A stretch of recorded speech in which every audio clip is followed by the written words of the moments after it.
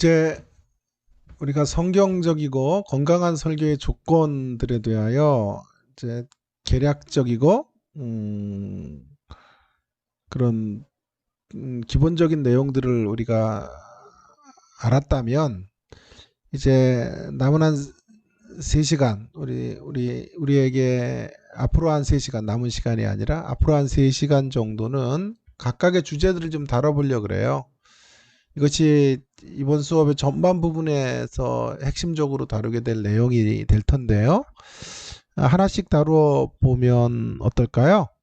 먼저는 순서를 좀 바꿔서 설교자부터 좀 다루겠고요. 설교자가 누구인가라고 하는 것을 좀 다루겠습니다. 뿐만 아니라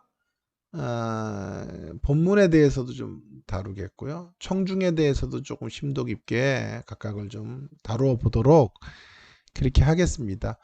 설교자, 본문, 청중을 이제 하나씩 다루고 또 시간이 된다면 성령을 다루겠는데요. 이제 이런 이론적인 것들에 기초해서 또 그에 따른 어떤 구체적인 어떤 실천이나 뭐라 그럴까요? 형식이랄까? 이런 설교를 구성해가는 방식들도 수업에서 다뤄야 되기 때문에 가급적 빠른 시간 안에 이런 이야기들을 좀 맞춰 가려고 노력을 해보겠습니다. 먼저 설교자에 대해서 논의할 때 제가 좀 생각하는 것은 요한계시록을 가지고 이것을 염두에 두고 썼던 아티클이 있었는데 그 아티클을 중심으로 자, 삶을 변화시키는 요한계시록 설교를 위한 고찰, 목회자, 신학자, 시인으로서 설교자의 정체성. 3가지죠. 목회자, 신학자, 시인으로. 본문에 대한 이야기를 할 때는 팔복을 좀 중심으로 해서 본문을 텍스트를 어떻게 다뤄야 되는지를 다루겠고요. 청중에 대한 논의들도 굉장히 중요한 여러 가지 주제들을 엮어서 한번 다뤄보도록 그렇게 하겠습니다. 먼저 요한계시록을 이제 끼고 저는 설교자가 누구인가 하는 것들에 대해서 한 3가지 정도의 논의를 좀 오늘 해 가보도록 그렇게 하겠습니다. 먼저 이제 설교자, 사실은 이 아티클이 제가 쓰여지게 됐던 배경은 계시록에 대한 관심이 워낙 많았고 그러다가 이제 유진 피러슨 이제 돌아가셨지만 그분의 책을 읽고 그분의 책 속에서 요한이라고 하는 한 사람, 그러니까 요한계시록을 쓴 저자인 요한을 설교자로 보고 그가 이제 요한은 그럼 어떤 설교자였을까 하는 것들을 이야기하는 것이 착상이 되어서 그것과 함께 제가 계시록을 연결해서 이 아티클을 만들게 되었는데요. 그에게 있어서 요한은 목회자이고 이제 또한 신학자로서 글을 쓰고 있고 많은 이미지와 상징과 숫자라든가 은유, 지규 이런 것들을 통하여 청중들의 마음을 깨우는, 청중들의 가슴을 터치하는 얼어붙어 있는 그런 정서를 살리는 시인으로서 이제 글을 쓰고 있다라고 하는 것이 그의 주장이었어요. 그런 모습이 저에게 확 다가왔죠. 설교자를 이렇게 3가지 어떤 기능으로 얘기할 수 있겠구나라고 하는 것을 알게 되었죠. 그 목표는 여전히 삶을 변화시키는 설교를 위한 것이고요. 그래서 제가 이제 거기다 살을 붙였죠. 목회자로서 설교자로 요한계시록의 어떤 목표가 뭐냐, 목표를 말해. 요한계시록의 목표로서 삶의 진정한 변화, 그 변화가 요한계시록 안에서는 바벨론의 가치가 호령하는 곳에서 새 예루살렘의 가치를 사는 것, 하나님의 백성됨으로 살아가는 것에 있다라고 하는 것으로 연결을 하려고 했고요. 신학자로서 이제 글을 쓰고 있는데, 신학자라고 하는 것은 성경적 어떤 반성, 성경적 리프렉션을 통해서 이제 설교하는 사람. 였다라고 하는 것을 통해서 요한계시록의 주제가 뭔지, 하나님 나라에 대한 이야기, 하나님 나라가 예수의 나라이기 때문에 기독론에 기초한 또 그의 교회를 세우는 교회론, 하나님 나라의 중심인 기독론과 교회론의 이제 시각으로 신학자로서 요한이 글을 쓴 큰 주제들을 좀 이야기하려고 했고요. 그다음 시인으로서는 설교의 요한계시록 설교의 형식, 요한계시록 어떤 형식에 담아야 되는지 하는 것들을 말해주는 그러한 설교자로서의 이제 논의를 하려고 했던 것이죠.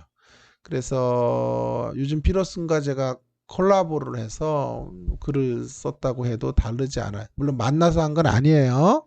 제가 그렇게 해석을 하는 거고, 그분 만나려 그러셨더니 돌아가셨더라고. 먼저 천국에 가셔서 제가 만날 수도 없었고 함께 글을 쓸 수도 없었고, 일단 그분이 또 만나주지도 않을 거예요. 그러니까 그냥 콜라보를 제가 하기 원했다, 이제 이런 것이고, 또 코로나 때문에 만날 수도 없었을 거예요. 그만합시다. 자, 어쨌든 삶의 변화를 위한 요한계시록 설교를 위한 고찰을 목회자, 신학자, 시인으로서 풀어가려고 하는 착상으로 이 글이 쓰여졌다라고 하는 것이고요. 서로는 계시록이라고 하는 책이 참 잘못 풀리고 있다. 여지껏 한국교회 안에 안타깝게도 전무한 책, 그러니까 아무도 다루지 않거나 전적으로 올인하는 책. 그러니까 어떤 사람들, 이상한 사람, 약간 불건전한 종말론에 온상이 되거나 기독교 이단들이 올인하죠. 신천지 같은 사람들도 사실은 계시록을 베이스로 해서 세워졌다고 해도, 신천지라는 이름이 계시록이잖아요. 계시록에 나온 거잖아요. 그러니까 그렇게 해도 지나친 표현은 아닐 것이다 라는 생각을 이제 하게 됩니다. 자, 그래서 그러면 계시록에 대한 바른 읽기가 어느 때보다도 필요한 시점에 우리가 와 있다라고 하는 것. 계시록의 이제 읽기는 어떻게 돼야 되는가 하는 것들에 대한 논의를 좀 설교자와 관련해서, 한마디로 이제 결론부터 말하면 계시록도 삶의 변화, 삶의 변화를 위해서 주어진 책이다라고 하는 것, 그런 이야기들을 중심으로 이야기하려고 했어요. 그래서 이제 글의 의도는 어쨌든 삶을 변화시키는 요한계시록 설교를 위한 길을 모색하는 데 있고, 이를 위해 필자는 요한계시록을 사도 요한이 목회자, 신학자, 그리고 시인으로 기록했다는 유진 피터슨의 제안과 설명에 기초하여 그 세 가지 이미지를 삶을 변화시키는 설교의 방향과 연결시키려고 했고, 설교자로서 사도 요한의 목회자, 설교자, 신학자, 시인으로서의 정체성은 삶을 변화시키는 요한계시록 설교의 중요한 나아가야 될 길로 제시해 보려고 했죠. 먼저 이제 주로 다루려고 하는 것은 목회자로서의 설교자의 정체성과 신앙 공동체를 변화시키는 목표. 목회자로서 설교자의 정체성을 가지고 저는 요한계시록의 목표를 좀 제시하려고 했다라고 하는 것인데요. 자, 삶을 변화시키는 설교를 위해서 설교자의 정체성, 설교자가 누구냐라고 말할 때 요한계시록을 기점으로, 요한을 기점으로 말한다면 목회자예요. 목회자. 유진 피터슨은 사도 요한이 목회자의 자세와 심정으로 계시록을 썼다고 주장해요. 그에게 있어서 목회자는 중요한 말이에요. 성도들과 함께 나누는 사람인데, 특별히 고통이라고 하는 suffering, 고통 속에 있는 자들과 함께 거하며 그들의 말을 들어주고 그들을 위로해주는 사람. 이렇게 볼 때 목회자의 이미지는 청중의 삶에 민감한 반응을 보일 수밖에 없죠. 이러한 면에서 대사로서, 대사는 헤럴드죠. 헤럴드의 이미지와 목회자 이미지는 다른 거죠. 비교해보면 목회자로서의 설교자는 훨씬 더, 헤럴드는 주로 하나님의 뜻을 듣든지 아니 듣든지 전령으로 전하는 거죠. 전령으로. 그러나 목회자는 훨씬 더 청중지향적이죠. 청중지향적이라고 할 수 있어요. 대사로서의 설교자가 수직적이고 초월적인 면들을 주로 강조한다면, 자, 그래서 전령에 말 타고 가서 어명이요라고 말하고 이쪽의 왕의 뜻을 상대 왕에게 전하고 막 이런 것들이 전령자 아니에요? 그래서 메시지에 오직 충실하고 가감 없이 전하면 가감하면 안 돼요. 왕이 전해주는 메시지만 전해야 되는 거죠. 그러나 이에 반해서 토마스 롱가 같은 설교학자는 목회자의 이미지는 청중에 민감한 청중지향성을 갖는다. 특별히 청중의 상처, 아픔에 민감한 이미지가 목회자의 이미지죠. 설교는 그들의 필요에 부응하는 것이고 그들의 상처를 분석하고 해결하고 회복시켜주는 복음을 제시하는 마치 상담적인 설교와도 같을 수 있을 거예요. 이러한 목회자의 이미지의 약점이 뭐냐면 자칫 지나친 인간 필요를 채우는 개인주의적 경향, 복음의 그것을 사사화의 경향으로 흘러가 버릴 위험이 있는 거죠. 토마스 롱이 지적하듯이 사람들이 교회에 들러 자신이 생각하는 필요를 충족받으려고 오는 거죠. 특별히 소비자 중심주의 같은 정신과 결탁이 되어서 목회자의 이미지로의 설교는 복음의 사사화를 가속화시켜요.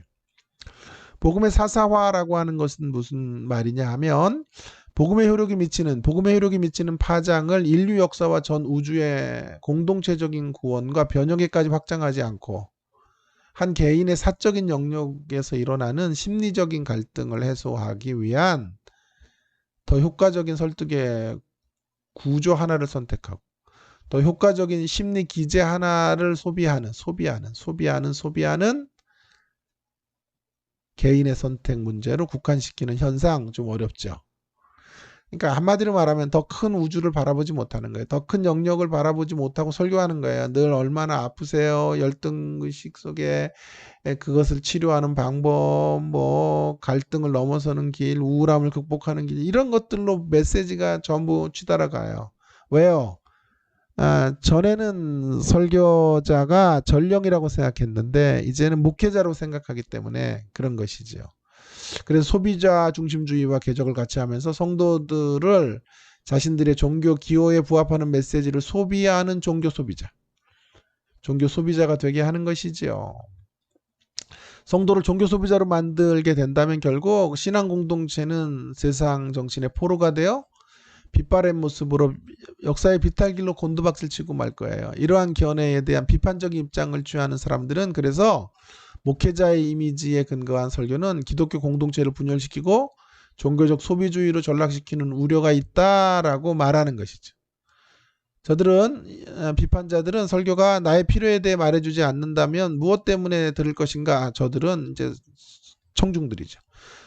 이렇게 반문한다는 거죠. 이러한 주장이 사실이라면 목회자로서 설교자의 정체성은 신앙 공동체의 참된 변화를 위한 적절한 이미지라고 말할 수 없을 거예요.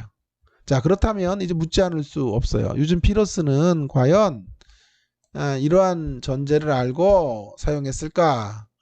요한을 목회자라고 정의하는 것일까? 라고 질문하는 거죠. 정말 천재적 질문이죠. 누가 천재적 질문을 한 거예요? 네. 저죠. 자, 그에게 목회자 요한은 그저 사적인 필요를 채워주고 심리적인 문제를 개별적으로 해결해주는 상담가 혹은 치유자의 이미지로 국한하고 있는 것인가? 물론 유진 피러슨이 말하는 목회자의 개념이 토마스 롱의 전제와는 일치하는 대목도 있어요. 청중의 고통과 함께하는 고통의 연대 속으로 들어가 있는 자라고 말하는 것은 토마스 롱이라는 설교학자예요. 유진 피러슨과 많은 일치를 갖고 있어요. 그러나 중요한 건 그러나 더 중요시해야 될 것은 동일한 표현을 쓰고 있지만 용어의 전제가 큰 차이점이 있다는 거예요. 무슨 말이냐 하면 같은 용어를 쓰는데 전혀 전제가 다른 거죠. 유진 피러스는 설교학자가 아니에요. 그래서 우리가 이제 설교학자들이 갖는 목회자로서 설교자 이러면 우리는 이제 아까 말한 강점은 수평적, 그러나 단점은 복음의 사사화 같은 것들을 가지고 접근을 하는데 유진 피러스는 그렇게 접근한 건 아니란 말이에요. 다른 전제로. 그러니까 그에게 있어서 목회자는 매우 긍정적 이미지를 말하는 존재예요. 그에게 목회자라는 이미지는 성도와 동떨어진 채 진공 상태에서 천상의 복음을 전하는 사람이 아니라는 전제가 깔려 있어요. 진공 상태에서 복음을 전하는 게 아니라 구체적인 여기 이 현실 속에 있는 사람들을 위로하고 그들의 아픔을 어루만지는 사람으로 설교하는 거예요. 복음은 구체적인 상황과 관계없이 허공을 치는 메아리가 결코 아니에요. 오히려 목회자는 구체적이고 시대적인 정황 속에서 그 시대와 함께 아파하고 함께 몸부림치는 존재. 요한계시록의 해석과 설교의 문제점은 요한이 목회자로 글을 쓰고 있다는 인식의 부족에 있는 거예요. 무슨 공상 만화처럼 계시록을 푸는 것은 목회자로서 고난받는 성도들을 위로하고 싶은 요한의 의도와 정신을 무너뜨리는 거예요. 많은 경우에 우리 시대의 설교자들이 범하는 요한계시록을 실수는 뭐냐면 범하는 실수는 요한계시록은 1세기의 정황 속에서 보지 않고 성도들과 함께 고통의 연대 속에 있었던 요한의 글로 읽지 않은 채 시간과 공간의 갭을 가뿐히 뛰어넘어 우리 시대를 향한 오늘 21세기를 향한 메시지나 지구의 운명을 예견하는 책으로 둔갑시켜 버리는 거예요. 이러한 잘못된 시간 이해로 인하여 계시록은 진공 상태 속에서 무시간적 교훈으로 취급되어지고 만 거예요. 자, 요한이 그래서 이제 그런 요한계시록의 읽기 때문에 요한은 글을 어떻게 썼다고요? 목회자로 썼다고요. 목회자라고 말하는 거예요. 유진 피터스는. 설교학적인 테크니컬한 기술적인 용어를 쓰는 게 아니고 에? 기술적으로 쓰는 게 아니라 매우 이런 시대를 뭐라 그럴까요? 그 시대와 호흡하고 그 시대 속에서 복음의 대안을 전하는 공동체를 세우는 그러니까 메시지를 전하는 사람이 목회자란 말이에요. 그래서 복음의 사사화는 거리가 멀어요. 복음의 개인주의화나 소비주의 정신 같은 것과 기대어 있는 이미지로 목회자를 쓰는 게 아니에요. 오히려 유진 피터스는 제일 싫어하는 것 중에 하나가 소비자 중심주의나 복음의 자본주의화된 어떤 그런 복음 이런 것들을 굉장히 타부시했죠. 나 요한은 너희 형제 예수의 환난과 나라와 차원에 동참하는 자라. 하나님의 말씀과 예수를 증언함으로 말미암아 반모라는 섬에 있었더니 요한은 교회 지도자로서 그 어떤 특혜나 기득권을 누리고 있지 않아요. 오히려 그 당시 신앙 공동체와 함께 환난에 동참하고 있어요. 그가 환난에 동참하고 있는 증거가 반모섬에 유배되어 있는 모습에서 확인할 수 있겠죠. 그러니까 유진 피터슨에게 있어서 목회자는 개인의 필요나 치유를 위한 상담가나 치료자라기보다는 오히려 신앙 공동체 안에 있으면서 앞서가는 사람. 안에 있으나 동시에 안에서 앞에서 이끌어가는 리더. 함께하면서 앞서가는 리더. 그와 함께 그들 안에 함께 있다는 것은 그들을 이끌어갈 수 있는 파워와 원동력을 갖고 있다는 말이에요. 그러면서도 솔선수범하고 진리의 어떤 고난의 현장 속에 그 고난을 받으며 견뎌내는 사람의 본이 되는 자로 앞서가는 사람. 그렇다면 이제 질문하지 않을 수 없어요. 목회자 요한은 사람 안에 있으면서 동시에 그들의 선두에 서서 신앙 공동체를 어디로 이끌어가는가 중요한 질문이에요. 어디로 가는가? 빨간색으로 할게. 어디로 이끌어가는 거예요? 도대체 어디로? 자, 여기에서 유진 피터슨의 천재적인 표현이 나오는데 잘 들어보세요. 그는 한마디로 이렇게 말하고 있어요. 목회자 요한이 그들을 중간길을 믿음으로 살아가도록 이끌고 있다고 주장해요. 중간길을 믿음으로 오늘도 마찬가지겠지만 요한계시록에 쓰여질 당시의 청중들은 중간에 사는 자들, 중간. 신학적으로 말하면 이 중간은 에덴과 새 예루살렘 사이의 광야를 말해요. 중간에 산다는 것은 알파와 오메가이신 우리 하나님이 모든 일의 시작과 마침이 되신다는 것인데 시작도 선하고 아름답죠. 마침도 귀하죠. 시작과 마침이 좋은 것이지만 그 중간은 광야와 같은 중간은 좋은 것으로 가득 차리라는 기대는 있으나 그 기대처럼 가지는 않아요. 중간은 공존의 땅이죠. 끼어있는 세대, 낀 세대들이 사는 삶은 이것도 아니고 저것도 아닌 이 두 가지가 함께 중첩되어져 있는. 중간에 살면서 우리는 언제나 좋은 일이 있을 것이라고 기대하지만 현실은 좋은 일과 슬픈 일이 함께 공존하고 있죠. 목회자의 역할은 이제 여기서 매우 중요하게 되는 것이에요. 목회자는 그 중간에 서 있는 사람. 중간을 사는 사람들의 중간에 서서 그 사람들과 함께 하는 사람. 중간에 서 있는 사람들과 함께 그 중간에서 살아가는 사람. 그러면서 이렇게 말하는 거예요. 여기 중요한 말이에요. 아름다운 시작에 대한 상기와 행복한 결말에 대한 소망으로 견디게 하는 사역으로 부르심을 받은 자들이에요. 그들이 목회자. 여러분이 해야 될 일들이. 아름다운 시작, 에덴이죠.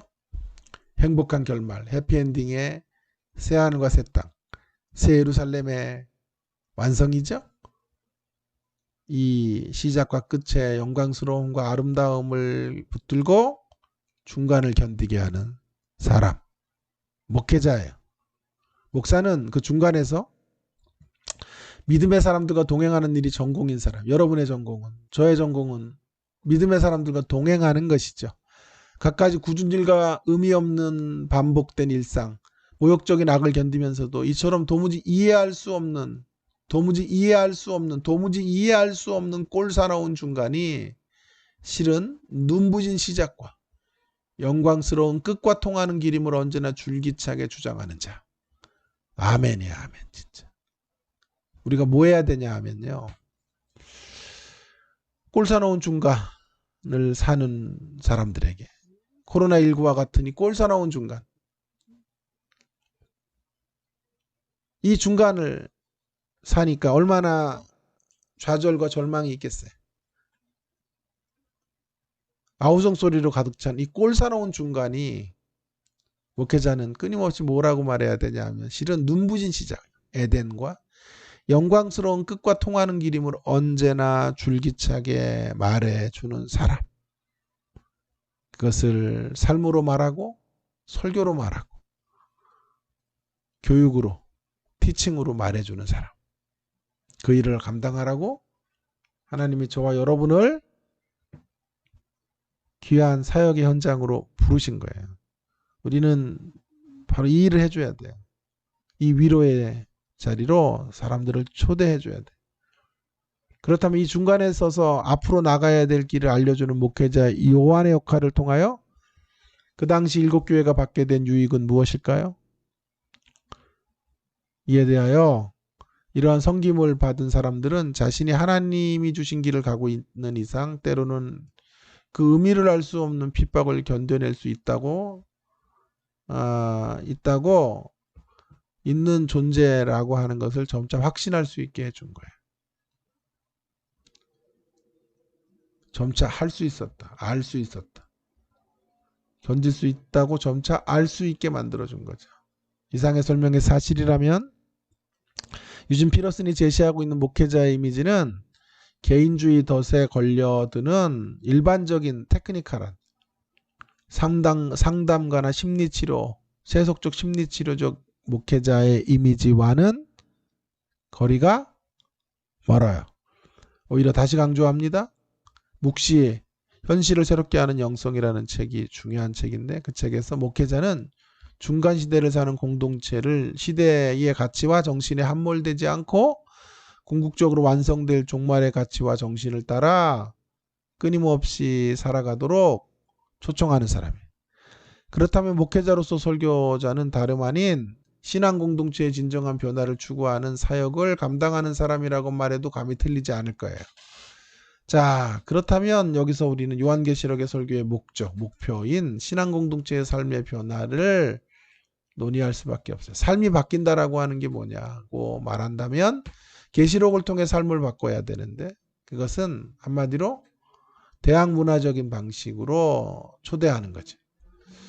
이러한 삶의 목표는 반드시 요한계시록에 국한되는 것은 아니고 성경 전체가 바로 그런 메시지고 그런 음성이라고 할 수 있어요. 대안적인 음성, alternative voice. 이에 대해서 나중에 얘기하겠습니다만 제 지도 교수인 실리어스는 월터 브루그만을 인용하여 말합니다. 성경은 낯설지만 구원하는 세상을 제시하여 익숙한 1차원적인 세상을 관통하게 하고 놀랍게 하고 자극하여 새로운 전망을 드러내요. 새로운 세상으로 인도하고 복음의 대안을 받아들여 살아가도록 만들어주는 거예요. 그래서 이전 것 세상 속에서 살아갔던 삶의 가치들을 벗겨내고 새로운 세상을 제시해 주는 것이죠. 성경은 바로 그런 책이라니까요. 우리가 설교한다는 것은 바로 그런 대안적 세계를 제시하여 교회를 대안적 공동체로 세우는 일이다. 말할 수 있겠어요. 대항문화적인 삶의 목표를 그래서 가장 뚜렷하게 대조적인 형태로 드러내는 책이 요한계시록이에요. 요한계시록은 특별히 대조의 방식을 사용하여 신앙 공동체가 선택하지 말아야 할 삶과 마땅히 선택해야 될 삶을 대조하면서 우리가 갈 길을 제시해 주고 있어요. 그것이 바로 엔딩의 장면에 있는 두 여인의 대조 속에서 가장 절정으로 이루어지고 있는데 흔히 계시록은 17장과 18장이 음녀 바벨론의 논의고 21장과 22장이 새 예루살렘에 대한 논의예요. 여인이에요. 두 여인. 음녀는 짐승을 타고 있어요. 그 짐승은 로마예요. 로마의 정신적이고 문화적인 가치를 이끌어가는 존재가 음녀 바벨론이에요. 그 음녀가 무너져요. 그 음녀가 큰 것을 추구해요. 큰 음녀라 그러잖아요. 이런 가치. 그러나 새 예루살렘은 거룩한 하늘에서 내려온 거룩한 성 새 예루살렘. 어린 양의 신부예요. 어린 양의 신부. 짐승의 신부. 적그리스도의 신부.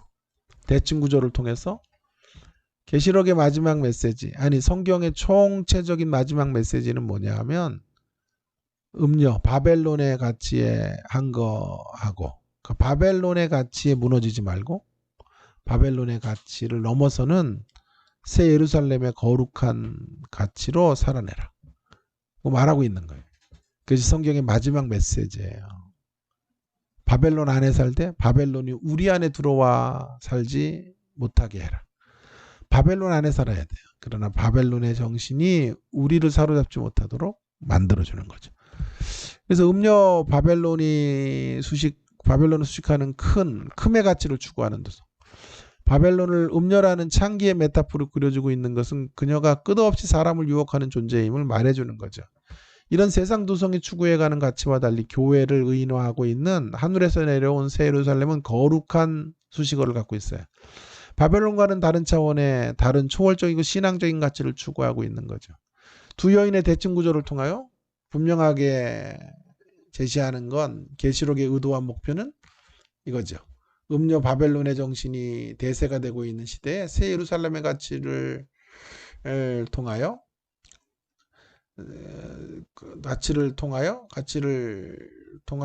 대안적 공동체로 살아가도록 독려하는 데 있죠. 가치를 통하여 즉 다시 말하면 다름의 방식으로 존재하는 대조사회를 살아가라 하는 부르심이 계시록의 부르심이에요. 이것이 사실이라면 요한계시록 설교와 지향점도 역시 바벨론의 정신이 호령하는 시대 속에 다른 가치의 신앙 공동체로서 인내로 싸워내며 그 가치를 실천해 가라 라고 말할 수 있어요. 이렇게 점차로 우리가 신앙 공동체로 변화되어져 간다는 건 그저 무언가를 행하는 사람이 된다는 게 아니고요. 그 이상의 의미를 담지하고 있죠. 무엇보다도 중요한 건 하나님 나라의 세계에 초대된 자로서 세상 나라의 가치를 넘어서는 사람이 되는 걸. 자, 그 일을 위해 계시록은 쓰여졌고 그런 목표를 향해서 도전하는 책이 요한계시록이다. 그래서 요한은 목회자로 꼴사나운 중간을 살아가는 사람들에게 그 꼴사나운 중간이 아름다운 시작과 영광스러운 끝과 통하는 길임을 줄기차게 증언하는 사람으로 이 목표를 달성하려고 글을 썼다. 자, 계속해서 이제 신학자로서는 요한계시록의 설교의 중심 내용들이 하나님 나라이고, 하나님 나라는 그리스도의 나라이기 때문에 예수 그리스도의 승리와 또 예수 그리스도의 승리를 기반으로 교회가 승리하는 하나님 나라의 진정한 승리의 메시지가 신학자로서 전하고 싶었던 내용이라는 것을 설명할 거예요. 그러면서도 계시록은 명제적인 진리로 진술하거나 설명하지 않아요. 은유와 상징과 언어의 중요성, 형식의 중요성들을 강조하는 시인의 언어로 쓰고 있다. 그래서 설교 형식이 바로 그렇게 명제적이고 전달적이고 선포적이고 연역적인 구조로 설교되어지기보다는 귀납적이고 내러티브적이고 또 대조의 형식을 따라서 비교하고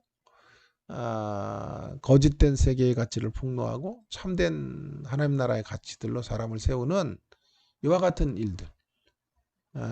그래서 언어의 중요성과 형식의 중요성들을 통하여 설교하는 설교자의 모습이 되어야 할 것을 말하는. 그러니까 설교는 목회자로서 꼴사나운 중간을 살아가는 자들에게 줄기차게 증언해야 되는 메시지를 전하는 사람으로 설교자는 서야 하고, 신학자로서 언제나 로마가 분석하는 분석법이 아닌 세상의 가치로의 인문학적인 분석이나 이런 것들이 아닌 어떤 분석? 신학적인 분석.